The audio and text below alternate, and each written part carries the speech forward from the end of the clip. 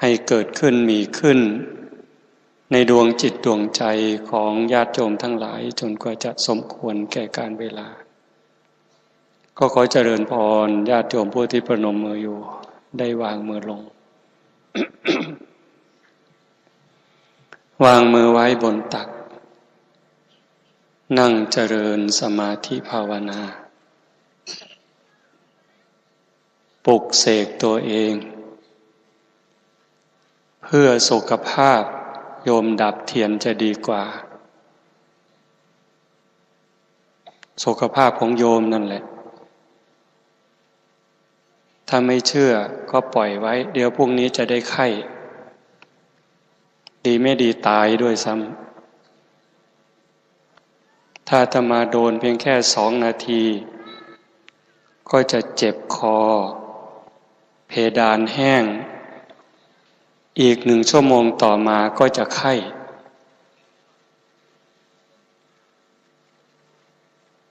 พระพุทธองค์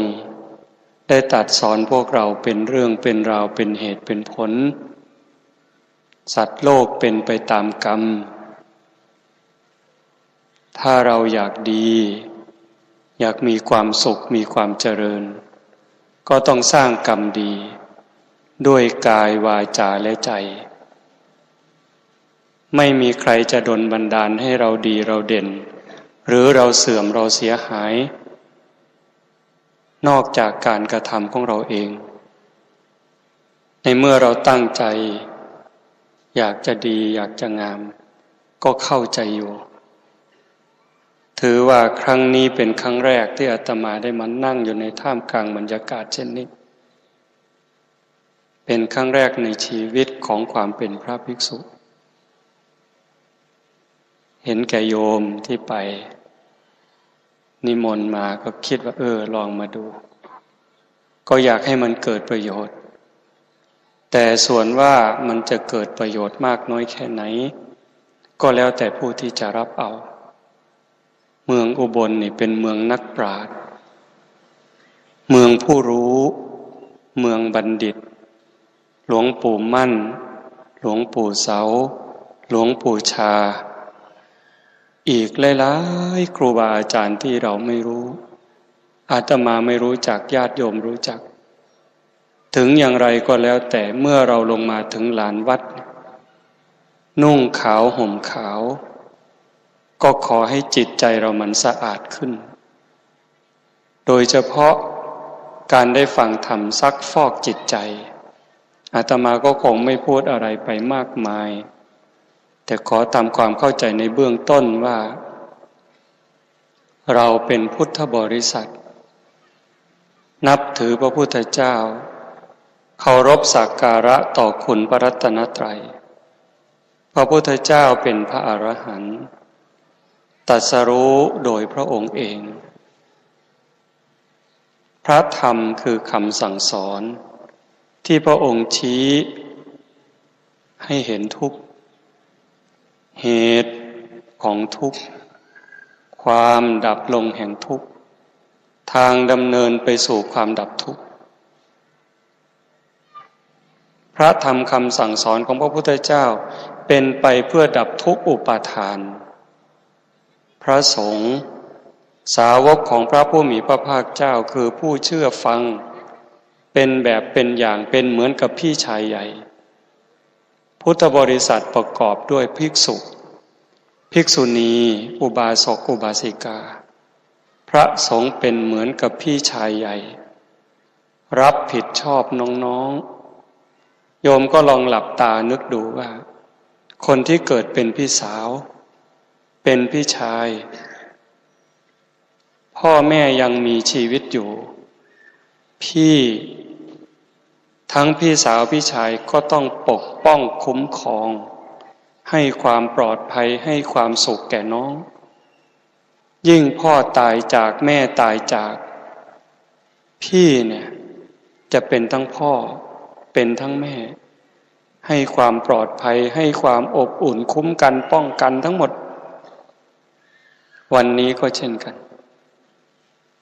เราได้ทำการสักการะบูชาต่อคุณพระรัตนตรัยอาตมาก็นั่งฟังอยู่ในรถ แม้แต่เวลานี้ญาติโยมทั้งหลายก็เหมือนกับว่าเราจะสรรเสริญคุณของพระพุทธเจ้าน้อมเอาบุญน้อมเอาบารมีของพระพุทธเจ้ามาไว้ที่ตัวแต่พระพุทธเจ้าบอกว่าพระพุทธเจ้านั้นองค์จริงๆอยู่ที่ใจทุกคนพระพุทธเจ้าองค์แท้องค์จริงก็อยู่ที่ใจเราถ้าเราทั้งหลายมีความเคารพเทิดทูนสักการะบูชาต่อคุณพระพุทธเจ้าคือปฏิบัติตามพระธรรมคำสั่งสอนพระธรรมพระวินัยแล้วเราทั้งหลายเนี่ยพากันบูชาคุณของพระพุทธเจ้าหลายๆเรื่องหลายๆอย่างตั้งแต่อามิสบูชาดอกไม้ธูปเทียนปัจจัยสี่จีวรเครื่องนุ่งห่มอาหารบิณฑบาตที่อยู่ที่อาศัยยารักษาโรคสิ่งเหล่านั้นส่งผลถ้าเราทำด้วยความศรัทธาทำด้วยความเลื่อมใสทำด้วยความตั้งใจไม่คลางแคลงเลยก่อนให้ขณะให้หลังให้ด้วยความศรัทธาให้ด้วยความเคารพให้ถูกการถูกสมัยให้ด้วยจิตหวังอนุเคราะห์ให้ด้วยการไม่เบียดเบียนเพียงแค่ทานเนี่ยพูดทั้งคืนก็ไม่จบอานิสงส์ที่จะส่งผลมาให้ผู้ที่บูชาด้วยอามิตรนั้นมีความร่ำความรวยความสวยความงามในเมื่อตกทุกข์ได้ยากได้รับการช่วยเหลือได้ใช้แต่สิ่งของที่ประเสริฐงดงามมีคุณมีค่ามีทรัพย์สมบัติแล้วไม่โดนเบียดเบียนไม่โดนลักไม่โดนขโมยนี่เพียงแค่ทานก่อนให้ขณะให้หลังให้ส่งผลให้เราเกิดในตระกูลเศรษฐีมั่งคั่งร่ำรวยบางคนรวยตั้งแต่เกิดรวยตั้งแต่อยู่ในท้องให้เหมือนกันเนี่ยของสิ่งเดียวกันเนี่ยบางคนมาร่ำรวยมีอยู่มีกินวัยกลางคนบางคนรวยได้2 วันแล้วก็ตายมันมีส่วนเกี่ยวข้องเป็นเหตุเป็นผลเพราะสิ่งนี้มีสิ่งนี้จึงมีฉะนั้นโยมจะเอาแบบไหนในเมื่อวันเวลาของชีวิตเรามันน้อยลงเราจะเดินตามรอยบาทพระศาสดา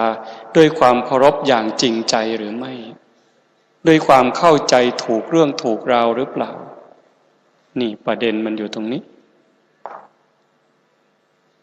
แล้วอีกประการหนึ่งการบูชาด้วยการปฏิบัติตามปฏิปูชายะอันนี้เป็นการบูชาที่พระพุทธองค์ทรงสรรเสริญและก็ยกย่องตรัสไว้ในมหาปรินิพพานสูตรผ่านพระอานนท์โยโคอานันทะภิกขุวาภิกขุณีวาอุปาสโกวาอุปาสิกาวาดูก่อนอานนท์ผู้ใดจะเป็นภิกษุก็ตามภิกษุณีก็ตามอุบาสกก็ตามอุบาสิกาก็ตามธรรมานุธรรมะปฏิปันโนวิหารติสามีจิปฏิปันโนอนุธรรมจาริงถ้าบุคคลนั้นประพฤติสมควรแก่ธรรมปฏิบัติชอบยิ่งปฏิบัติตามธรรมอยู่โสตถาคตังสักขโรติครุคโรติมาเนติปูเชติปรมายตถาชื่อว่าบุคคลนั้นแหละเคารพเรานับถือเราบูชาเราตถาคตอย่างสูงสุดใครที่ปฏิบัติตามคำสั่งสอนด้วยความเคารพด้วยความศรัทธาเลื่อมใสนั้นจะเป็นภิกษุก็ตามภิกษุณีก็ตามอุบาสกอุบาสิกาก็ตามถ้าหากประพฤติสมควรแก่ธรรมปฏิบัติชอบยิ่งปฏิบัติตามธรรมอยู่นั่นแหละคือการเคารพบูชาอย่างสูงสุดประเสริฐที่สุดเพราะพระพุทธศาสนานั้นเชื่อกรรมกรรมวาทีวิริยะวาทีเชื่อกรรมเชื่อการกระทำคนจะล่วงพ้นจากทุกข์ได้เพราะความภาคเพียรบากบั่นของบุคคลผู้นั้นเอง วันนี้ถ้าใครอยากได้สิริอยากได้มงคลอยากได้บุญกุศลเต็มที่เนี่ยก็พยายามทำใจให้มันโล่งที่สุดไม่ต้องหวังสิ่งศักดิ์สิทธิ์ใดๆจะมาดลบันดาลเราถ้าใจโยมศักดิ์สิทธิ์จิตใจตั้งมั่นนั่นแหละสุดยอดมงคลพิธีกรรมไม่เกี่ยวกันเลยโยมนึกดูสินั่งอยู่ตรงนี้ใครไม่เคยรดน้ำมนต์บ้างตั้งแต่เกิดมาใครไม่เคยรดน้ำมนต์ใครไม่เคยสะเดาะเคราะห์ใครไม่เคยต่อชะตาใครไม่เคยเสริมดวงตรงนี้อาจจะมีน้อยแต่น้ำมนต์นี่มีเยอะฝ้ายผูกแขนฝ้ายผูกคอเรามีกันมานานได้กำลังใจชั่วคู่ชั่วยามแล้วก็ผ่านไปถ้าเราทำไม่ดีไปฆ่าคนมาสะเดาะเคราะห์ไปสิรดน้ำมนต์ไปสิเสริมดวงไปสิไปไหนคุกตารางถ้าเล่นการพนันมั่วสุมอบายมุขว่าไปเถอะพิธีกรรมจะยิ่งใหญ่ขนาดไหนก็ว่าไปเถอะความฉิบหายน่ะมีแน่นอนแต่ถ้าโยมอยู่อย่างนี้เข้าวัดรักษาศีลได้มากได้น้อยก็พยายามให้เต็มกำลังตนเองมีการให้ทานมีการรักษาศีลเจริญภาวนาบ่มจิตบ่มใจตนเองให้มีสติสัมปชัญญะเท่าทันอารมณ์เมื่อมีการกระทบระหว่างตากับรูปหูกับเสียงจมูกกับกลิ่นลิ้นกับรสกายสัมผัสใจนึกคิดรักษาใจเอาไว้มีสติสัมปชัญญะทันเมื่อมีการกระทบของตาหูจมูกลิ้นกายใจไม่หวั่นไหวไม่เอียงไม่ขึ้นไม่ลงรักษาจิตให้เป็นปกติโยมจะไม่เสียสุขภาพกับสุขภาพกายไม่เสียสุขภาพจิตไม่เสียยิ่งอย่างขณะที่ฟังธรรมถ้าใครยืดตัวตรงๆมือจะวางบนตักก็ได้วางบนเข่าก็ได้หลับตาก็ได้ลืมตาก็ได้ถ้าหลับตาก็หลับตาเบาๆหายใจให้เป็นระเบียบหายใจเข้ารู้หายใจออกรู้ไม่เร่งไม่ร้อน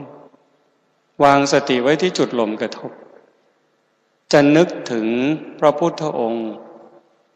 ใช้คำว่าพุทโธประกอบมันก็เป็นมงคลมงคลนี่แปลว่าดีถ้ามีสติในอารมณ์ปัจจุบันต่อเนื่องเห็นพุทโธชัดเจนลมเข้าชัดเจนลมออกชัดเจนบางคนที่จุดลมกระทบที่ด้านในงวงจมูกบางคนที่ริมฝีปากเพราะสันฐานโพรงจมูกของแต่ละคนไม่เหมือนกันทำอย่างไรก็ได้ยุบหนอพองหนอพุทโธลมหายใจเฉยๆหรือจะดูรูปตนเองนั่งมีสติรู้เห็นตั้งแต่ฝ่าเท้าถึงปลายผมเท้าซ้ายวางยังไงเท้าขวาวางยังไงมือซ้ายมือขวาวางยังไงกายเราตั้งตรงไหมหลับตาก็ได้นึกถึงรูปตนเองนั่งเหมือนดูคนอื่นนั่งให้มันชัดเจนอยู่ในความรู้สึกเมื่อโยมมีสติชัดเจนเห็นรูปตนเองนั่งชัดหรือเห็นลมเข้าลมออกชัดผู้เสิร์ฟน้ำไม่ต้องเข้ามานะเห็นชัดเจนอย่างนี้ปั๊บโยมไม่ปล่อยความคิดไปอยู่กับอดีตไม่อยู่กับอนาคตใจโยมจะเริ่มว่างขึ้นความรู้สึกเบากายเบาใจจะค่อยเกิดที่เราเป็นทุกข์ใจเครียดเป็นโรคประสาทจนกระทั่งฆ่าตัวตายเนี่ยเพราะอะไรเพราะเราไม่ได้อยู่กับเนื้อกับตัวความคิดความรู้สึกกายกับใจเดินทางคนละเส้นกายอยู่ที่นี่แต่ว่าใจอยู่ไหนไม่รู้ ไปอยู่กับอดีตคิดถึงเรื่องราวในอดีตเรื่องที่พาให้รักยั่วอารมณ์รักก็รักอีกยั่วอารมณ์ให้โกรธก็โกรธอีกผ่านมา5 ปี10 ปีบางทีไม่อยู่กับอดีตก็เตลิดไปอยู่กับอนาคตก็มีความวิตกกังวลคำพูดเหล่านี้โยมอย่าเชื่ออาตมาโยมดูโยมหน่อยนะ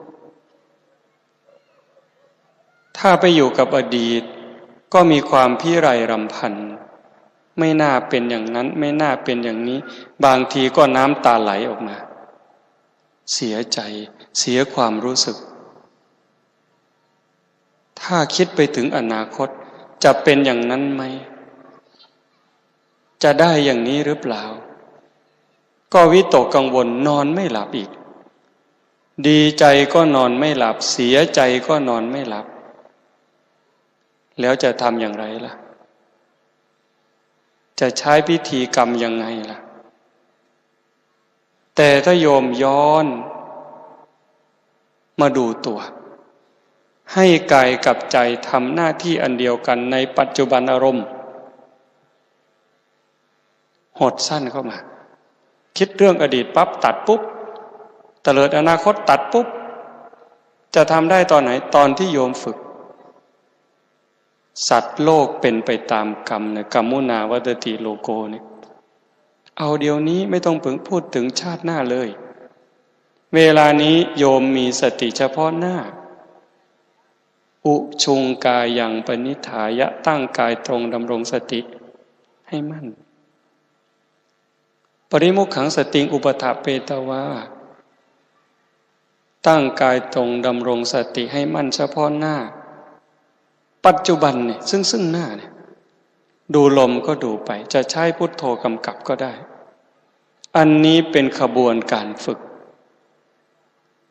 ใจนี่สำคัญนะโยมคนจะดีก็เพราะใจดีคนจะร้ายเพราะใจร้ายคนจะชั่วเพราะใจชั่วคนจะเป็นคนบุญเพราะใจบุญสุขทุกข์อยู่ที่ใจ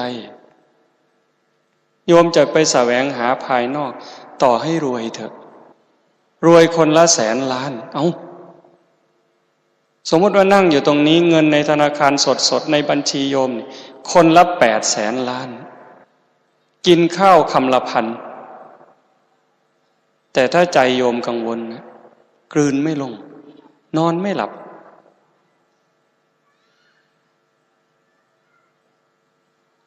ต่อให้มีสิ่งศักดิ์สิทธิ์คุ้มครองแค่ไหนก็เถอะถ้าใจโยมกวัดแกว่งแล้วหาความสุขไม่เจอ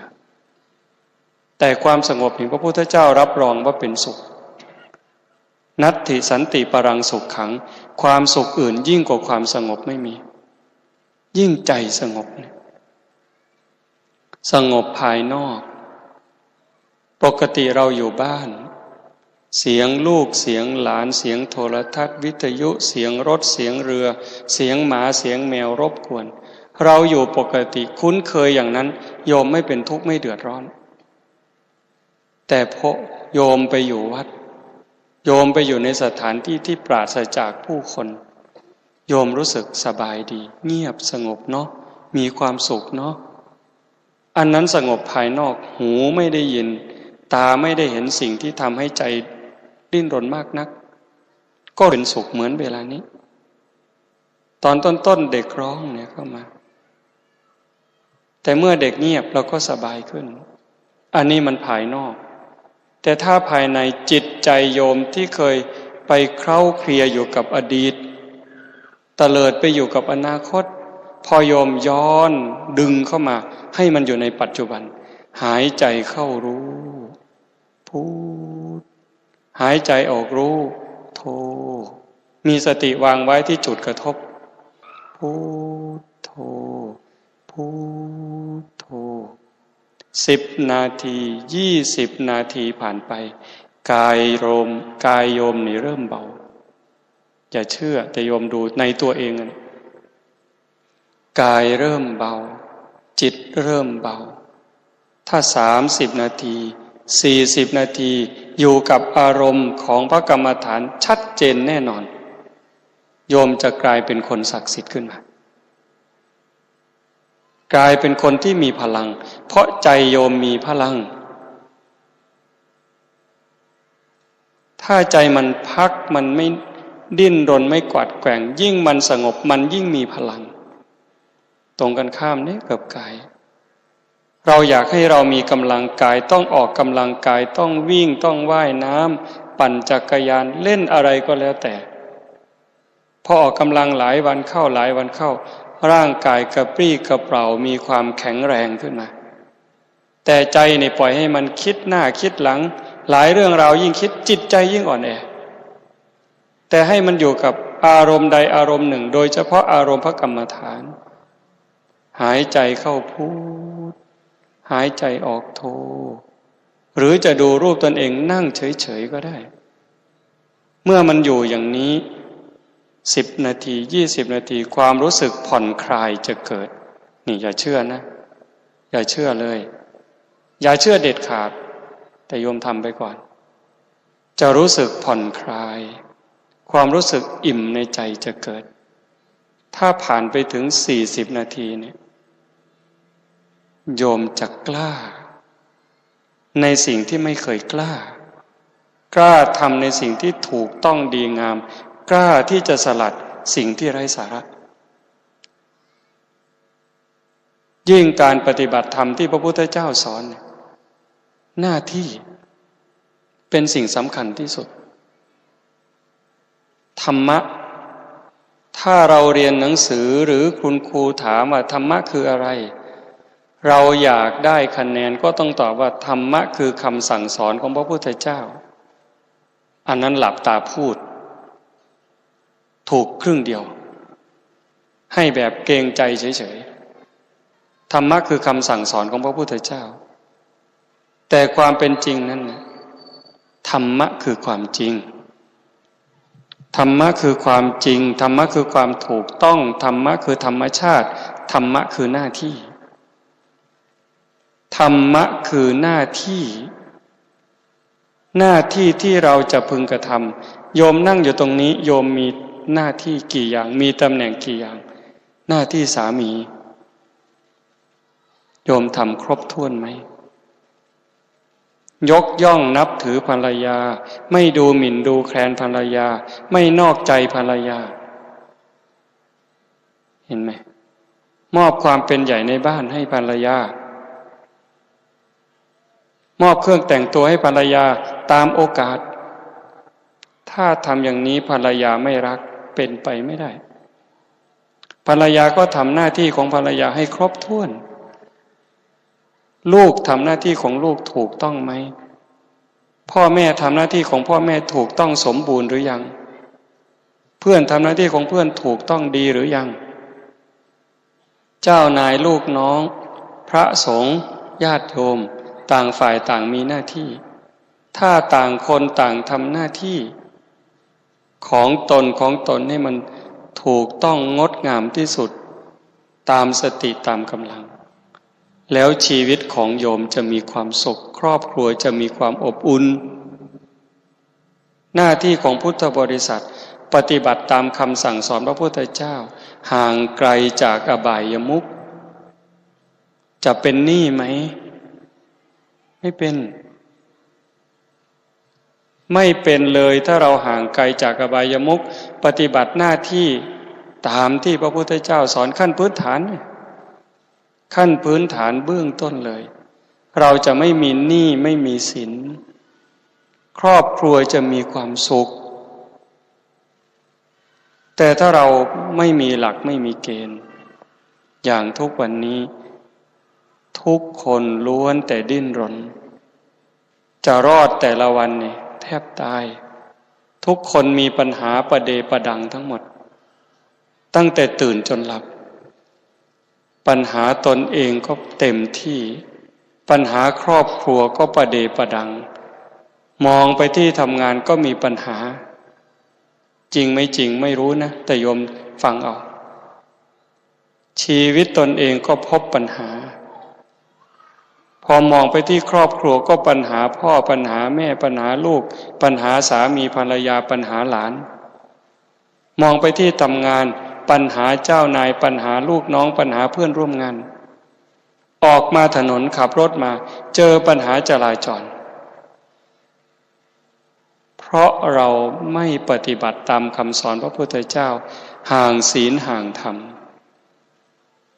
ชาวพุทธขาดระเบียบขาดความเคารพในพระธรรมคำสั่งสอนไม่ปฏิบัติตามหน้าที่นั้นแล้วอีกอย่างหนึ่งไม่ยอมรับความจริงธรรมะคือความจริงธรรมะคือความถูกต้องธรรมะคือธรรมชาติกฎของธรรมชาติเมื่อชีวิตเนี่ยมันเกิดมามันเอาความแก่มาด้วยปฏิเสธไม่ได้เอาความแก่มาด้วยเอาความเจ็บมาด้วยเอาความตายมาด้วยเอาความพลัดพรากมาด้วยเราพยายามที่จะต่อสู้ขัดขืนต่อธรรมชาติเกิดมาไม่อยากแก่โยมก็เห็นอยู่ดาษดื่นทุกคนก็ไม่อยากแก่แต่มันเป็นไปไม่ได้มันเป็นไปอย่างนั้นเพราะนั่นคือความจริงนั่นคือธรรมชาติทุกคนไม่อยากแก่บางคนถึงกับต่อสู้เลยผมมันงอกก็ไปย้อมฟันมันหลุดมันร่วงเราไปใส่อันนี้ไม่ว่ากันเพราะต้องการขบเคี้ยวอาหารหนังมันเหี่ยวมันย่นก็ไปทำอย่างที่เราได้ยินข่าวตกแต่งอะไรก็เยอะแยะเป็นสิทธิ์ที่จะทำได้แต่เมื่อไม่รับความจริงความทุกข์มันก็บีบคั้นทุกข์ใจทุกข์อุปาทานทุกข์เพราะรักทุกข์เพราะชังทุกข์เพราะเกลียดทุกข์เพราะกลัวทุกข์เพราะอิจฉาริษยาอาตมาถามโยมว่าใครบ้างที่ตั้งแต่เกิดมายังไม่เคยอิจฉาคน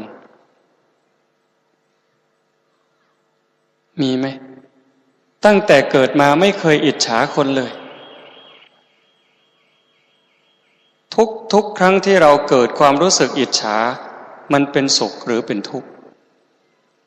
แน่นอนอาตมาว่ามันยิ่งกว่าไฟแต่คนส่วนมากรวมทั้งอาตมาด้วยเวลามันโง่มาเนี่ยรู้ว่ามันเป็นทุกข์รู้ว่ามันเดือดร้อนคนที่เราอิจฉาเขาอาจจะไม่รู้เรื่องเลยเจอหน้าเราเขาอาจจะยกมือไหว้ยิ้มให้เราอีกต่างหากเรานี่จะตายความโง่เช่นนี้จะสะเดาะออกไปยังไงนี่โกรธเขาเวลาโกรธเขาแล้วเราเป็นทุกข์พระพุทธเจ้าบอกว่าความโกรธเป็นไฟความโลภเป็นไฟความหลงเป็นไฟแต่ไม่ใช่ไฟส่องสว่างให้กับจิตแต่เป็นไฟมืดจิตยิ่งมืดยิ่งบอดตรงนี้ต่างหากถ้าเราย้อนมาดูใจเวลาที่เรารักเป็นทุกข์หรือเป็นสุขมองเผินๆแบบสายตาของชาวบ้านก็บอกว่ามันเป็นสุขแต่มันซ่อนดอกเบี้ยของความทุกข์อยู่เท่าไหร่เวลาพลัดพรากก็ทุกข์คิดถึงก็ทุกข์ห่วงใยก็ทุกข์คนโกรธล่ะเวลาโกรธทุกข์อีกพระพุทธเจ้าบอกว่าไม่มีอะไรเกิดนอกจากทุกข์ในโลกนี้มีแต่ทุกข์เท่านั้นเกิดขึ้นมีแต่ทุกข์เท่านั้นดับไปในเมื่อเราจะร่วมพิธีมหาพุทธาภิเษกได้ยินหลวงพ่อประกาศว่าพิธีมหาพุทธาภิเษกเสกใครจะเสกพระพุทธรูปหรือจะเสกใจเราให้เป็นพุทธะโยมลองตอบในใจจะเสกพระพุทธรูปให้ศักดิ์สิทธิ์เป็นสิริมงคลหรือจะเสกใจตนเองเนี่ยให้เป็นพุทธะผู้รู้เหตุรู้ผลเหตุของความเสื่อมเหตุของความเจริญอะไรควรอะไรไม่ควรควรทำไม่ควรทำควรพูดไม่ควรพูดควรคิดไม่ควรคิดหน้าที่อะไรควรทำหน้าที่ของลูกโยมทำสมบูรณ์ไหมหน้าที่ของภรรยาสามีสมบูรณ์หรือยังตื่นขึ้นมา รู้ผู้ตื่นไม่หลับไม่ไหลไม่งมงายไร้สาระผู้รู้ผู้ตื่นผู้เบิกบานคนที่เบิกบานนี่มันก็พูดยากเนาะคนฟ้อนรำหน้ากลองยาวเวลาแห่กลองยาวแล้วก็ฟ้อนรำไปหน้ากลองยาวเนี่ยโยมว่าเขาเบิกบานไหมแบบนี้เบิกบานไหมถือไมค์ร้องคาราโอเกะกินเหล้าไปด้วยกับแกล้มไปด้วยถือไมค์ร้องเพลงหน้าชื่นตาบานถามว่าเขาเบิกบานไหมเอาแบบโลกโยมเคยเป็นหนี้ไหมเมื่อโยมใช้หนี้หมดสมมุติว่าเป็นหนี้เขา100 บาทในชีวิตเป็นหนี้แค่100เมื่อยังไม่ได้ใช้หนี้เขาเนี่ยเจอหน้าเจ้าหนี้เมื่อไหร่บางทีก็ยิ้มให้บางทีก็หลบหน้าแต่ใจเนี่ยมันบอกว่ายังไม่มีเงินใช้หนี้มันอายเขาแต่เมื่อได้ใช้หนี้เขา100ปั๊บแถมดอกเบี้ยอีก2 บาทโยมสบายใจไหมเนี่ยนี่เบิกบานแบบโลกถ้าทางธรรมล่ะเราไม่ได้ทำบาปทำกรรมอกุศลใดๆทั้งสิ้นทำแต่บุญแต่กุศลนึกถึงบุญที่ตนเองได้ไปทอดกฐินได้ทอดผ้าป่าสร้างกุฏิสร้างศาลาไปเลี้ยงเด็กกำพร้าเลี้ยงเด็กพิการนึกถึงแล้วมันเบิกบานในใจตรงนี้ต่างกันกับถือไมค์ร้องคาราโอเกะเนี่ยผู้รู้ผู้ตื่นผู้เบิกบานผู้มีความสะอาดใจสะอาดจากความโลภความโกรธความหลงความอิจฉาริษยาอาฆาตพยาบาทจองเวรกายสะอาดอาบไปเถอะสีไปเถอะอีกหน่อยมันก็สกปรกเพราะร่างกายมันมีแต่ของเน่าของเสียไหลออกตลอดเวลาโยมไม่ต้องเชื่ออาตมาถ้าร่างกายโยมมันสะอาดก็สะอาดไปเถอะสรีระยันตังจตุจักกังนวทวารังสรีระยนต์คือร่างกายเรานี้มีล้อ4 ล้อยืนเดินนั่งนอนผสมประสานจึงอยู่ได้จึงมีชีวิตอยู่ได้แต่ในขณะที่เป็นไปเนี่ยท่อไอเสีย9 ท่อนี่ขับของเสียออกมา9 ท่อนี่เป็นอย่างต่ำรถยนต์มันแค่ท่อเดียวก็ยังเหม็นควันมันขนาดนั้นแต่ร่างกายเราขับออกมาทางตาท่อไอเสีย2 ท่อตานี่ขับขี้ตาออกมาขี้หูออกมาขี้จมูกออกมาขี้ปากขี้ฟันอุจจาระปัสสาวะรูขุมขนอีกเท่าไหร่อบอาบไปแค่ไหนอีกไม่นานมันก็ไหลออกตลอดเวลานี่คือร่างกายไม่อยากให้เป็นมันก็เป็นเพราะธรรมชาติเป็นอย่างนั้นแต่ถ้าใจสะอาดอย่างโยมนั่งสมาธิตั้งอาตมาเริ่มเทศมาประมาณ30 นาทีถ้าเราดูลมเข้าลมออกหรือพุทโธต่อเนื่องมันจะตัดอารมณ์ได้เป็นพักๆเมื่อสติสัมปชัญญะเราเข้มข้นมันจะตัดอดีตอนาคตออกไปเห็นลมเข้าลมออกชัดเจนนั่นคือภพชาติหลุดร่อนไปถึง6 ภพ 6 ชาติบาปไม่เกิดอกุศลไม่เกิดมีแต่ความเบิกบานเข้ามาสะอาดสว่างตาด้วยแสงไฟนี่ใครก็พูดเป็นสว่างตาด้วยแสงไฟสว่างใจด้วยแสงธรรมเมื่อโยมมีสติสัมปชัญญะในอารมณ์ปัจจุบันถ้าจิตมันได้พักพอสมควรจะเห็นอะไรชัดเจนขึ้นสิ่งผิดสิ่งถูกสิ่งดีไม่ดีสิ่งควรไม่ควรเห็นอดีตชัดเห็นอนาคตชัดเมื่อเราทบทวนอะไรควรละอะไรควรเจริญนั่นคือสติปัญญา มันสว่างสะอาดสว่างสงบเมื่อไม่เห็นโทษไม่เห็นทุกข์ไม่เห็นบาปเห็นอกุศลจิตใจมันก็เริ่มสงบลงสงบลง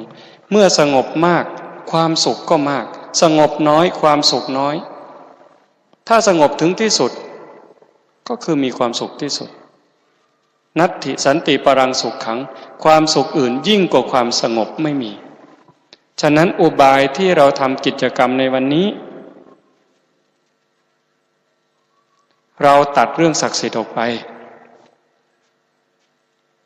ตัดเรื่องศักดิ์สิทธิ์ที่หลวงพ่อพระพุทธรูปจะดลบันดาลให้เราอยู่เย็นเป็นสุขร่ำรวยตัดออกไปเลยแต่เราจะสร้างใจของเราให้เป็นจิตพุทธะให้จิตเราสงบให้มันมีความสว่างมีความสะอาดเป็นผู้รู้ผู้ตื่นผู้เบิกบานศักดิ์สิทธิ์อยู่ที่ตัวศักดิ์สิทธิ์อยู่ที่ใจศักดิ์แปลว่าอำนาจสิทธิคือความสำเร็จคือสิ่งที่เราควรจะได้อำนาจที่จะนำพาไปสู่ความสำเร็จในสิ่งที่เราหวังโยมทุกคนหวังความสุขหวังความเจริญหวังความรุ่งเรืองหวังความร่ำรวยอะไรได้ทั้งนั้นอยากมีอายุยืนก็ได้แต่เราจะไปขอพรใครไม่ได้แน่อยากอายุยืนต้องรักษาสุขภาพกายสุขภาพจิตอย่าให้จิตขุ่นมัวอย่าไปโกรธเขาอย่าไปอาฆาตแค้นใครหมั่นให้อภัยหมั่นให้เมตตาอานิสงส์ของการแผ่เมตตาอานิสงส์ของการเจริญเมตตา10 ข้อ11 ข้อนั่นไม่โดนไฟไหม้ไม่โดนศาสตราอาวุธไม่โดนยาพิษมากมายมหาศาลต้องทำเอานะโยมลองนึกสิถ้าทำให้ได้ใครล่ะจะเมตตาสรรพสัตว์เกินพระพุทธเจ้าในโลกโยมคิดด้วยเหตุผลนะอย่าเชื่อง่ายเดี๋ยวโง่คนที่เมตตาเหล่าสรรพสัตว์ยิ่งใหญ่ที่สุดไม่มีใครเกินพระพุทธเจ้าจนเราได้กล่าวคำว่ามหากรุณาธิคุณปรารถนาให้พ้นไปจากทุกข์คนอย่างพระพุทธเจ้าหายากที่สุดนับถอยหลังไป91ลูกโลกเนี่ยโลกที่91มีพระพุทธเจ้า1พระองค์วิปัสสีสัมมาสัมพุทธเจ้าจากนั้นลูกที่90ถึงลูกที่60 ลูกโลกว่างไม่มีพระพุทธเจ้ามาเกิดมาตรัสรู้มาสอนโลกแผ่นดินนี้นะเกิดแล้วแตกสลายไปไม่มีเลยลูกที่30นั่นแหละมี2 พระองค์สิกขีสัมมาสัมพุทธเจ้าเวชภูสัมมาสัมพุทธเจ้าจากโลกที่30ถอยมาก่อนลูกนี้29ลูกโลกว่างอีกเหมือนกัน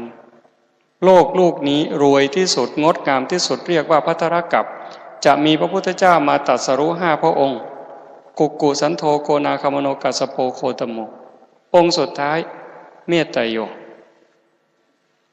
แล้วแต่พระองค์ก็เหมือนกันต่างกันเฉพาะอายุคนตระกูลที่ประสูติทวีปที่เกิดแต่ส่วนมากก็คือชมพูทวีปต้นไม้ในการตรัสรู้แต่ตรัสรู้อริยสัจ4เหมือนกันทุกสมุทัยนิโรธมรรคเหมือนกันทั้งหมด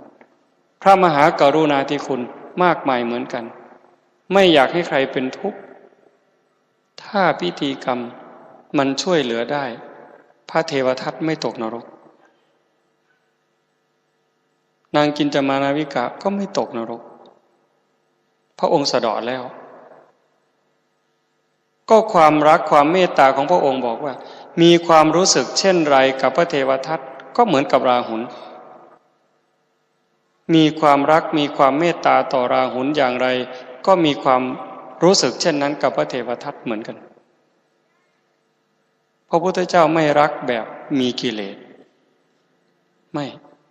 แต่มีความเมตตาต่อเหล่าสรรพสัตว์แต่การกระทำของคนบุญกุศลความคิดความเข้าใจของแต่ละคนมันต่างกัน นักบวชบางรูปนี่เดินตามพระบาทพระพุทธเจ้าเดินตามหลังพระพุทธเจ้าไปเจอนักบวชประเภทที่คลานเหมือนสุนัขไม่ใส่เสื้อใส่ผ้าคลานเหมือนหมาเวลาคนให้อาหารก็วางไว้กองกับพื้นแล้วก็ก้มลงไปกินอาหารเหมือนกับสุนัขศรัทธานักบวชชนิดนั้นสึกเลยถอดผ้าเหลืองบอกว่าพระพุทธเจ้านี่ไม่เข้าท่าไปเป็นลูกศิษย์พวกนั้นเลยการทำความเข้าใจจึงเป็นเรื่องสำคัญที่สุดอาตมาไม่ได้ลบหลู่ไม่ได้ดูหมิ่นนะแต่จะบอกว่าสิ่งที่เราควรจะให้ศักดิ์สิทธิ์ที่สุดคือใจโยมให้มันมีเหตุมีผลมีความมั่นคงถ้าเราเจริญสติเจริญสมาธิให้มันเข้มข้นขึ้นมันจะทันอารมณ์จริงๆโยมนี่ศักดิ์สิทธิ์อยู่แล้วความเป็นแม่ลูกขอโยมก็ให้ขอขนมได้ขนมขอเงินได้เงินลูกร้องมาให้ดูดนมได้ลูกร้องไห้กลางค่ำกลางคืนโยมก็ลุกขึ้นมาอุ้มมาปลอบมาโยนนี่คือความศักดิ์สิทธิ์ของแม่มีความรักมีความห่วงใยคำพูดคำจาของแม่ไม่ได้ปนเปื้อนอารมณ์โกรธเกลียดเลยถ้าแม่จริงๆคำพูดของพ่อของแม่จึงศักดิ์สิทธิ์คำโบราณบ้านเราบอกว่าคว่ำปากพ่อแม่นั้นหนักเกิงธรณีผู้ใดย่อแง่งหนบหากสีดีเมื่อหนาผู้ใดว่าจาต้านให้สองเขือนำตาลังบาปทอฝ่าเว้นกรรมทอเป็นดินถ้าลูกคนไหนอยากมีความสุขอยากมีความเจริญรุ่งเรืองในชีวิตก็กราบไหว้พ่อแม่เชื่อฟังคำสั่งคำสอนของพ่อแม่ชีวิตก็จะรุ่งเรืองไม่ต้องกล่าวถึงพระสงฆ์องค์เจ้าพระสงฆ์องค์เจ้าพระธรรมคำสั่งสอนพระพุทธรูปที่เรากราบไหว้อาตมาในความรู้สึกอาตมานะทุกองค์ศักดิ์สิทธิ์อยู่แล้วจะเอาดินมาปั้นก็ศักดิ์สิทธิ์เอาไม้มาปั้นก็ศักดิ์สิทธิ์มาถากไม้แกะสลักไม้ก็ศักดิ์สิทธิ์เอาปูนเอาหินเอาทรายมาเทมาหล่อมาหลอมก็ศักดิ์สิทธิ์อยู่แล้วเพียงแค่เรานึกพุทโธใจเราก็ศักดิ์สิทธิ์เห็นไหมนายสุทัศน์อนาถบิณฑิกเศรษฐีครั้งแรกที่ไปเยี่ยมเพื่อนก็ได้พี่เขยก็ได้น้องคือคนอินเดียเนี่ยเขาจะแต่งงานพี่เอาน้องน้องเอาพี่สลับกันไขว้กันไปเยี่ยมกันทุกครั้งที่ไปเนี่ยเพื่อนที่ไปเยี่ยมเขาจะพูดแต่เรื่องการค้าการทำมาหากินร่ำรวยอย่างนั้นแต่ไปครั้งนี้เขาไม่พูดด้วยง่วนอยู่กับการทำอาหารก็เลยสงสัยว่าจะมีงานวิวาหมงคลหรือพระเจ้าพิมพิสารจะเสด็จมาเขาก็บอกว่าไม่หรอกที่ต้องวุ่นวายกันทั้งบ้านเพราะเตรียมอาหารพรุ่งนี้เช้าพระสัมมาสัมพุทธเจ้าจะมารับฉันบิณฑบาตเพียงแค่ได้ยินว่าพระพุทธเจ้าสลบเลยไม่เคยได้ยินแต่เป็นคำที่คนปรารถนาที่สุดถามว่าพระพุทธเจ้าอยู่ตรงไหนอยู่สวนนอนไม่หลับไปโยมอยากไปเฝ้าอยากไปเห็นคำว่าพุทธพุทโธเนี่ยวันนี้โยมพุทโธพุทโธคือกล่าวชื่อของพระพุทธเจ้าพอนึกพุทโธบ่อยเข้าจิตรวมเป็นสมาธิสว่างโล่งขึ้นมาใจเขานั้นสว่างเขานึกว่ามันสว่างขึ้นมาแล้วลุกขึ้นมาเดินออกมาเห็นพวกที่ทำงานทำการบางคนก็เหนื่อยหลับเขาว่ามันจะทันไหมนี่มันสว่างแล้วพวกทำอาหารยังหลับอยู่เลยแต่ก็จะเดินมุ่งหน้าไปหาพระพุทธเจ้าตำราก่อนได้แต่มาเรียนนักธรรมตรีเขาเขียนไว้อย่างนี้พอเดินไประยะหนึ่งแล้วจิตเคลื่อนจากสมาธิมันก็มืดขึ้นมาพอมันมืดปั๊บก็คิดว่าแต่ก่อนเนี่ยเรานอนอยู่ทำไมมันสว่างเพราะเรานึกพุทโธ จิตเราจึงสว่างขึ้นมาก็นึกพุทโธอีกพุทโธพุทโธพุทโธพุทโธพุทโธจิตรวมเป็นสมาธิก็สว่างขึ้นมาอีกเดินไปอีกดับอีกนึกถึงพุทโธอีกสว่างอีกไปถึงพระพุทธเจ้าพระพุทธเจ้าเรียกสุทัศน์มานี่เราแสดงธรรมให้ฟังอนุปุพพิกถาจบปั๊บได้ดวงตาเห็นธรรมนั่นคือสว่างจริงแล้วศักดิ์สิทธิ์แล้วทีนี้ได้ดวงตาเห็นธรรมเป็นพระโสดาบันแล้วไม่ตกนรกอีกแล้วไม่เป็นเปรตอีกแล้วไม่เป็นอสุรกายไม่เป็นสัตว์เดรัจฉานอีกแล้วนั่นคือจิตพุทธะเราทั้งหลายก็มีสิทธิ์พูดอย่างนี้นะทุกคนไม่ต่างกันหรอกโยมเหมือนกันเด็กน้อยจนถึงผู้เฒ่าจะเป็นพระเป็นเณรไม่ต่างกันจิตทุกดวงมีธาตุของพุทธะอยู่ในนี้แต่ว่าเราจะขัดไหมจะขัดสีจิตดวงนี้ไหมหรือจะปล่อยไปตามเรื่องตามราวแล้วแต่ใครจะว่าอะไรลูกศิษย์ของพระพุทธเจ้าที่กล่าวคำว่าพุทธังสรณังคัจฉามิธัมมังสรณังคัจฉามิอิติปิโสหรือนะโมเนี่ยจะต้องตั้งหลักแล้วโยมไม่รู้หรือยังไงว่าวันนี้พุทธศาสนาจะยืนอยู่ในแผ่นดินนี้ได้อีกกี่วันพูดถึงพรุ่งนี้เช้าก็ไม่จบพุทธศาสนากำลังจะไม่มีที่ยืนในแผ่นดินนี้แล้วพุทธศาสนาเกิดในอินเดียนะหมดจากอินเดียนะรัสเซียกระจายมาถึงรัสเซียมาถึงจีนถึงทิเบตอินโดนีเซียฟิลิปปินส์ก็มีมาเลเซียโดนไล่มาเวียดนามก็หมดพอวันนี้ประเทศไทยก็หลอกตัวเองว่าเป็นศูนย์กลางพระพุทธศาสนาแต่เพราะเราไม่เข้าไปศึกษาไม่ปฏิบัติตามคำสอนที่แท้จริงสุดท้ายพุทธมีแต่เปลือกพุทธเปลือกไม่ถึงกับพีด้วยดีไม่ว่าสะเก็ดนี่ต้นไม้ต้นว่าอยู่น่าจะเป็นต้นว่ามันมีสะเก็ดก่อนจนถึงเปลือกเลยเปลือกเข้าไปจะเป็นกระพี้เลยกระพี้จะไปถึงแก่นเราจะอยู่แค่สะเก็ดหรือเปลือกเท่านั้นศาสนาก็เลยไม่มีหลักไม่มีเกณฑ์อาตมาขออภัยอาจจะพูดในเรื่องที่ไม่สบายใจเมื่อเช้าบังเอิญว่าได้เปิดวิทยุฟังข่าวกรุงเทพนะโยมข่าวอสมท7:30 นาทีไปถึง8 โมงได้ฟังแล้วสลดใจเลย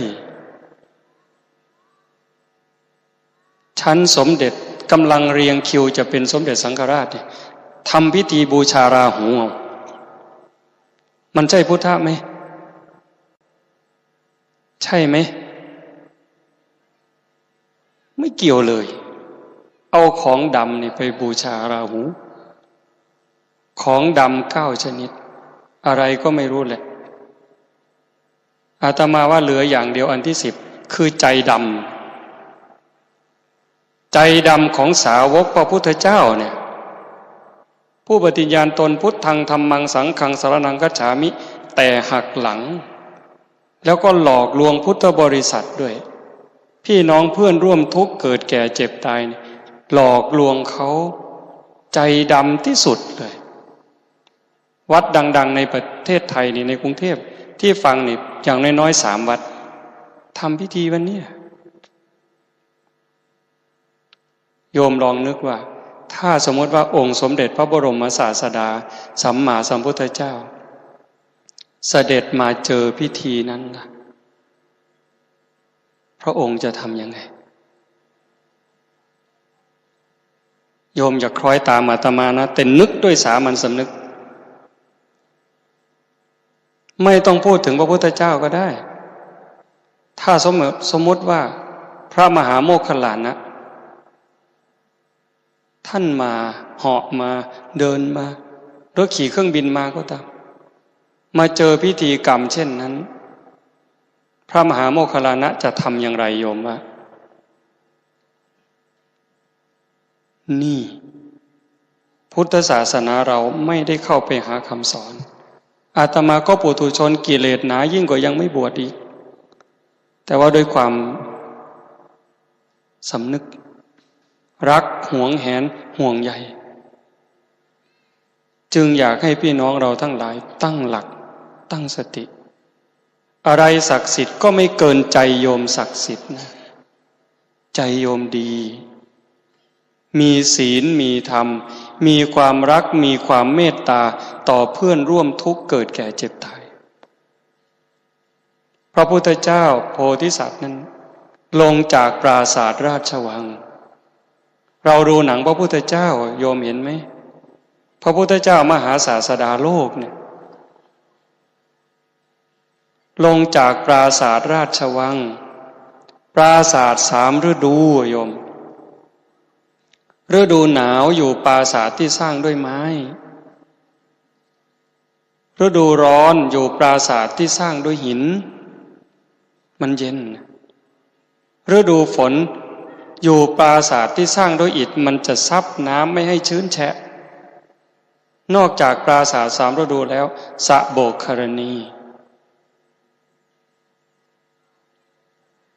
นางพิมพาผู้หญิงที่สวยที่สุดงดงามที่สุดระหว่างเมืองเทวทหกับกบิลพัสหาใครเทียบเท่าไม่ได้งามที่สุดกายงามใจงามมารยาทงามทุกอย่างราหุลเพิ่งเกิดในวันนั้นยังไม่ได้อุ้มยังไม่ได้สัมผัสพระเจ้าสุโธทนะพ่อนี่ชราแล้วคู่แข่งที่จะแย่งราชบัลลังก์ก็ไม่มีอีก7 วันจะได้เป็นพระเจ้าจักรพรรดิสำคัญอีกอันหนึ่งนางสนมนี่40,000 นาง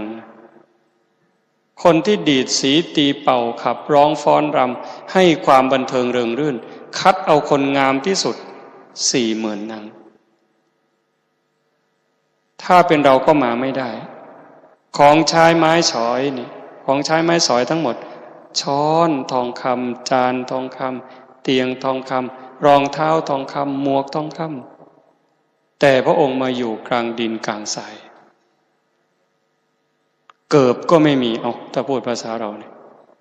รองเท้าก็ไม่มีร่มก็ไม่มีฝนตกตากฝนอาหารบิณฑบาตจากอาหารชาววังได้อาหารจากชาวบ้านคนที่มีศรัทธาเขาให้บางทีคนขอทานบางทีคนยากจนบางทีอาหารของเศรษฐีพระองค์ก็เสวยตามเท่าที่ร่างกายต้องการแต่ใจนั้นสบายที่สุดอิ่มเอมที่สุดอยู่อย่างต่ำกลางดินกลางทรายแต่จิตใจพยายามจะยกขึ้นสูงให้สูงกว่าอำนาจของกิเลสความโลภความโกรธความหลงความอิจฉาริษยานั้นฉะนั้นเมื่อโยมเข้าสู่พิธีนี้ก็ว่าไปเถอะว่าไป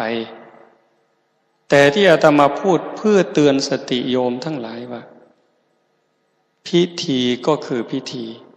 แต่วิธีเนี่ยมันสำคัญวิธีที่จะยกใจของเราให้เป็นจิตใจที่มีคุณภาพมีคุณภาพมีพลังมีคุณภาพไม่โกรธง่ายมันมีอยู่แล้วแหละถ้ามันโกรธก็ให้มันหายเร็วอย่าให้มันโกรธถึงขนาดต้องเข็นต้องฆ่าอย่าให้อาฆาตใครถ้ามันมีก็ให้มันหายเร็วให้ความโกรธลดลงความโลภลดลงความอิจฉาริษยาลดลงให้มีความเมตตาสงสารเพิ่มขึ้นความเห็นอกเห็นใจเพิ่มขึ้นความรักความเคารพเลื่อมใสในวัดในพระสงฆ์องค์เนรนับจากนี้เป็นต้นไปคำว่าวัดป่าวัดบ้านธรรมยุทธมหานิกายเนี่ยอย่าให้เป็นปัญหา เราลบไม่ได้หรอกคำว่าวัดป่ามันก็มีอยู่อย่างนั้นวัดบ้านมันก็มีอยู่อย่างนั้นธรรมยุทธ์ก็อย่างนั้นมหานิกายก็อย่างนั้นให้มีความรักความสามัคคีเป็นพี่เป็นน้องน้ำหนึ่งใจเดียวกันไปได้ทุกวัดนั่นคือวัดของพระพุทธเจ้านั่นคือวัดของพ่อแม่ปู่ย่าตายายเราสร้างมาอย่าแตกแยกแบ่งกันวัดป่าวัดบ้านธรรมยุทธ์มหานิกายมีความรักความเข้าใจช่วยเหลือหยิบยื่นแบ่งปันในชุมชนก็เช่นกันเห็นเราปัจจุบันเนี่ยเอาเปรียบรุกที่ฝังรั้วก็จะรุกที่ปลูกต้นไม้ก็ใกล้เขตแดนเสกไปสิถ้าความโลภอย่างนี้มันยังเกิดจะมีใครรักเราจะมีใครเมตตาเราถ้าเราไปโกงที่เขาเบียดเบียนที่เขาฝังรั้วก็กินที่เขาใครจะรักลงขยะพอพ้นมือเราแล้วแต่ใครจะเก็บแล้วแต่ใครจะรักษาอันนี้จะงดงามได้อย่างไรถ้าเรารับผิดชอบต่อส่วนรวมต่อสถานที่ที่เราอยู่ชุมชนที่เราอาศัยทิ้งขยะเป็นที่เป็นทางไม่ใช่หน้าที่เราก็ลองทำดูโยมอยากเห็นสวรรค์ไหมอยากเห็นสวรรค์ไหมลองดูเถอะพรุ่งนี้เนี่ยหรือเลิกจากงานนี้พรุ่งนี้เช้าเก็บขยะช่วยกันพลาสติกขวดน้ำเก็บตรงนี้ว่าในวัดโยมก็สบายใจอย่างหนึ่งแต่สมมุติว่าอยู่ในชุมชนหมู่บ้านของเราที่อยู่ไม่ได้เกี่ยวกับหน้าบ้านเราไปเดินไปเห็นขวดพลาสติกหรือว่าขวดแก้วเอาขวดแก้วก็ได้ที่มันแตกอยู่กลางถนนถ้าโยมคิดว่าถ้าปล่อยไว้อย่างนี้มอเตอร์ไซค์มาเหยียบจักรยานมาเหยียบอาจจะยางแตกอาจจะเกิดอุบัติเหตุอาจจะมีคนเจ็บวัวควายเดินมาอาจจะเหยียบมันก็จะบาดแผลเกิดขึ้นลูกหลานมาเหยียบก็จะเกิดอันตรายทำความสะอาดซะโยมลองดูใจดีๆยื่นมือลงไปพอยื่นลงมือไปแตะที่ขวดแก้วตรงนั้นที่มันแตกเป็นคมๆอยู่พอมือเราแตะปั๊บโยมจะรู้สึกว่าบุญมันสปาร์คที่มือตึ้มแล้วก็ไหลตามแขนมาระเบิดที่ใจความรู้สึกเป็นสุขมันเกิดลองดูสิเราไม่ใช่หน้าที่เทศบาลแต่เราลองทำสิ่งเหล่านี้เก็บพลาสติกเก็บกระดาษขยะที่มันเกลื่อนกลาดลองเก็บเราทำตนให้เป็นประโยชน์ต่อส่วนรวมถ้าต่างคนต่างทำแบบนี้ความรักความเมตตาความเข้าใจกันในชุมชนจะเกิดนี่คือใจที่ศักดิ์สิทธิ์ไม่ต้องไปเรียกร้องให้ใครรักไม่ต้องไปเรียกร้องให้ใครเมตตาไม่ต้องไปเรียกร้องให้ใครเห็นใจยิ่งปิดทองหลังพระนั่นแหละยอดของความสุขนั่นแหละยอดของความสุขโยมอย่าเชื่อลองทำมันหลายเรื่องจริงๆถ้าจะพูดเนี่ยเอาอย่างนี้โยมอาตมาก็ไม่รู้ว่าโยมจะทำอะไรกันต่อมันจะ1 ชั่วโมงอีกนิดเดียวก่อนที่จะจบยืดตัวขึ้นตรงอีกครั้งทำใจสบายๆยืดตัวตรงๆนึกถึงพระพุทธเจ้าถ้าใครดูหนังพระพุทธเจ้ามหาศาสดาโลกก็นึกถึงดาราที่แสดงเป็นพระพุทธเจ้านั่นแหละนึกถึงกิริยาอาการที่เขาเดินเขานั่งเวลาเขาพูดเต็มเปี่ยมด้วยเมตตาอาตมานานๆได้ดูครั้งหนึ่งเวลานั่งรถแล้วก็นึกถึงอาตมาไม่คิดว่าเป็นหนังสักทีนึกว่าเรากำลังดูพระพุทธเจ้ากำลังเฝ้าพระพุทธเจ้ายิ่งนึกถึงคำสอนโยมน้ำตามันไหลทุกครั้งถ้ามันตายได้อาตมาอยากตายแล้วเกิดใหม่จะบวชตั้งแต่เป็นเณรเริ่มต้นใหม่เลย มันเหนื่อยโยมเหนื่อยนะถ้าโยมเข้าใจครูบาอาจารย์บางท่านที่ท่านทำงานเพื่อให้บ้านเมืองอยู่เย็นเป็นสุขสงสารจิตใจพี่น้องเพื่อนร่วมทุกข์เกิดแก่เจ็บตายเนี่ยที่อาตมาพูดทั้งหมดเพราะอาตมาเชื่อพระพุทธเจ้าว่าในโลกนี้ในวัฏฏะสงสารนี้ตั้งแต่มดตั้งแต่ปลวกนู่นตั้งแต่อเวจีมหานรกจนถึงพระพักตร์พรหมตั้งแต่นรกสวรรค์ก็ตามจนถึงพรหมสัตว์เดรัจฉานทุกตัวสัตว์น้ำสัตว์บกมนุษย์ทุกคนทุกชาติทุกศาสนาทุกภาษาพระพุทธเจ้าบอกว่าไม่มีใครเลยที่ไม่เคยเกิดเป็นพ่อเป็นแม่เป็นพี่เป็นน้องไม่มีใครเลยที่ไม่เคยเกิดเป็นญาติร่วมสายโลหิตกันมาที่อาตมากล้าพูดอย่างนี้เพราะอาตมาเชื่อพระพุทธเจ้านั่งอยู่ตรงนี้คือพี่คือน้องร่วมท้องกับอาตมามาแล้ววันนี้เวลานี้ล่ะชีวิตเราเจ็บชีวิตเราป่วยชีวิตเราแก่ชีวิตเราใกล้ตายถ้าตายแล้วมันจบจะไปเหนื่อยทำไมถ้าตายแล้วจบเหนื่อยทำไมแต่พระพุทธเจ้าบอกว่าบาปมีบุญมีชาติหน้ามีชาติก่อนมีนรกมีสวรรค์มีทำดีก็ดีทำชั่วก็ชั่วเรื่องของคนนั้นถ้าเราคิดถูกต้องพูดถูกต้องกระทำในสิ่งที่ถูกต้องดีงามใครจะบอกว่าชั่วมันก็ไม่ได้ชั่วถ้าเราคิดถูกต้องดีงามกระทำในสิ่งที่ถูกต้องดีงามพูดในสิ่งที่ถูกต้องดีงามใครจะประณามทั้งโลกเราก็ไม่ได้เลวไม่ได้ชั่วแต่ถ้าคิดไม่ถูกล่ะคิดไม่ถูกต้องพูดไม่ถูกต้องกระทำในสิ่งที่ไม่ถูกต้องต่อให้ใครสรรเสริญทั้งโลกมีโล่รางวัลให้มีใบประกาศให้สายสะพายมันก็ชั่วอยู่ดีจะทำอย่างไรทีนี้นึกถึงครูบาอาจารย์ที่ทำงานบอกสอนหลักศีลหลักธรรมแทบล้มแทบตายนะเหนื่อยนะต้องมาปวดหัวอยู่เนี่ยขึ้นภูเขาไปอยู่มุกดาหารตั้งแต่วันที่10ถึงวันที่16ตอนเช้าวันครูเสร็จจากนั้นวิ่งไปกราบหลวงปู่ล่าไปหลวงปู่ศรีออกจากนั้นมาไป101เมื่อคืนกลับถึงวัดเกือบตี 1เห็นได้หลายอย่างโยมนึกถึงพระพุทธศาสนาสะอาดเกินงดงามเกินบริสุทธิ์เกินดีเกินแต่จะแพ้ต่อความเลวร้ายแล้วเราชาวพุทธเองถ้ายืนไม่ถูกหลักเข้าใจไม่ถูกที่เรานี่เป็นผู้ทำลายพระพุทธศาสนาเหยียบย่ำซ้ำเติมทำลายพระพุทธศาสนาแบบไม่รู้ตัวบางครั้งก็ตั้งใจทำโดยไม่รับผิดชอบเราจะกลายเป็นคนที่เนรคุณเป็นคนอกตัญญูเป็นคนหักหลังพระพุทธเจ้า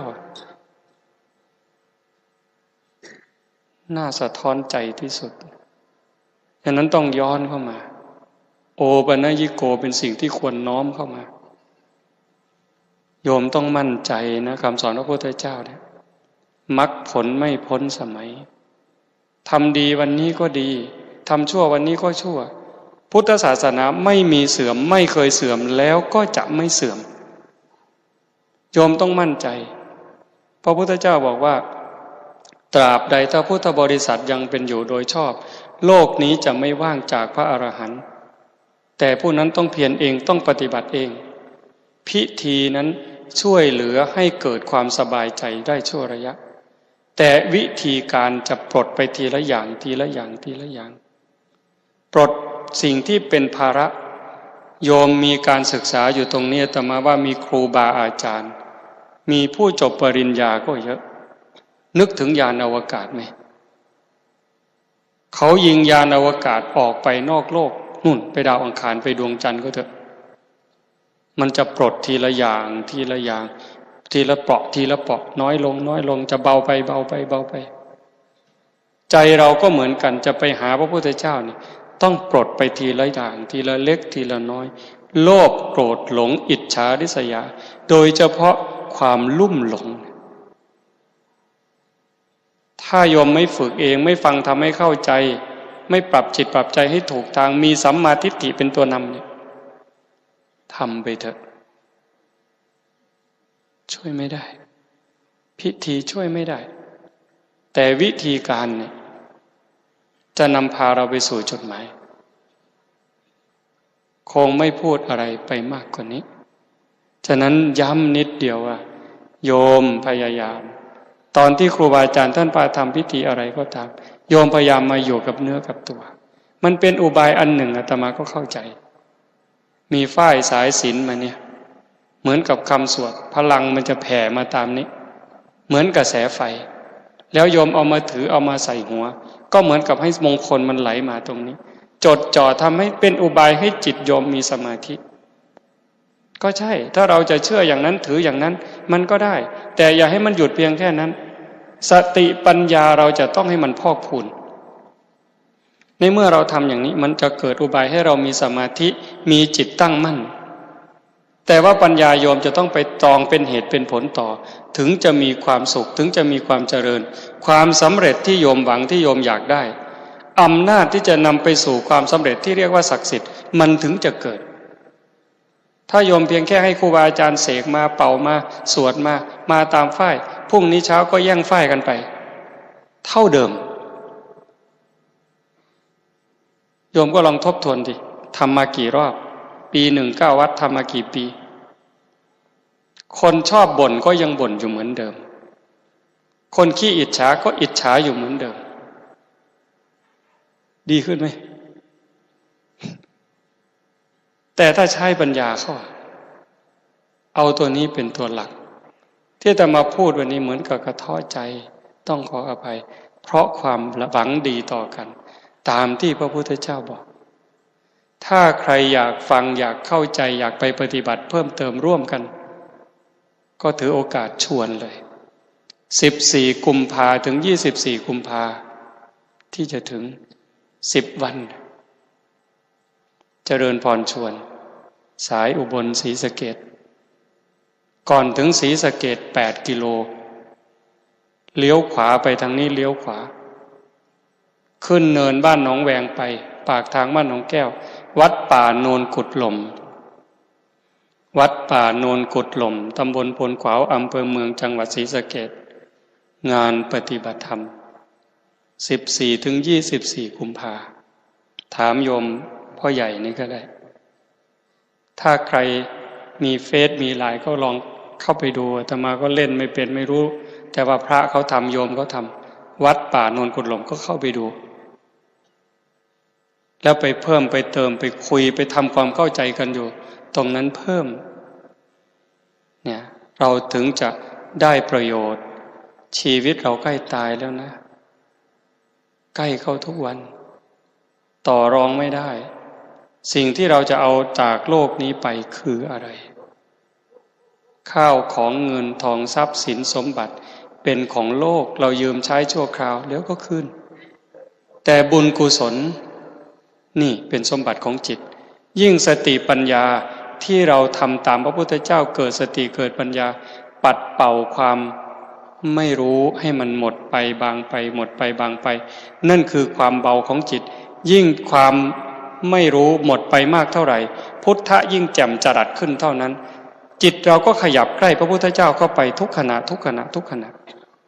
วันนี้สมควรแก่เวลาขออนุโมทนาสาธุกับญาติโยมทุกคนทุกท่านที่มาร่วมกิจกรรมในวันนี้ขออาราธนาอานุภาพแห่งองค์สมเด็จพระบรมศาสดาสัมมาสัมพุทธเจ้าพระธรรมคำสั่งสอนหมู่พระอริยเจ้าอริยสงฆ์ผู้ทรงศีลทรงธรรมคุณงามความดีบุญกุศลทั้งหมดที่ญาติโยมได้สร้างได้ทำมาตั้งแต่อดีตจนถึงปัจจุบันก็ขอบุญกุศลเหล่านั้นจงหลอมรวมเป็นตบะเป็นเดชะเป็นพลวะปัจจัยเอื้ออำนวยหนุนส่งให้ญาติโยมทุกท่านจงเป็นผู้เจริญงอกงามในพระสัทธรรมคำสั่งสอนขององค์สมเด็จพระบรมศาสดาสัมมาสัมพุทธเจ้ามีสัมมาทิฏฐิได้มีโอกาสประพฤติธรรมปฏิบัติธรรมให้ได้เข้าถึงธรรมที่ยังไม่เข้าถึงได้รู้แจ้งธรรมที่ไม่ทันได้รู้แจ้งจนสามารถนำตนให้พ้นทุกข์ ได้มีความสุขกายสุขใจปรารถนาสิ่งหนึ่งประการใดหากเป็นไปโดยชอบประกอบด้วยธรรมแล้วก็ขอให้ความหวังความปรารถนานั้นจงสำเร็จทุกๆประการโดยทั่วกันทุกท่านทุกคนทุกรูปทุกนามเทอญ สาธุ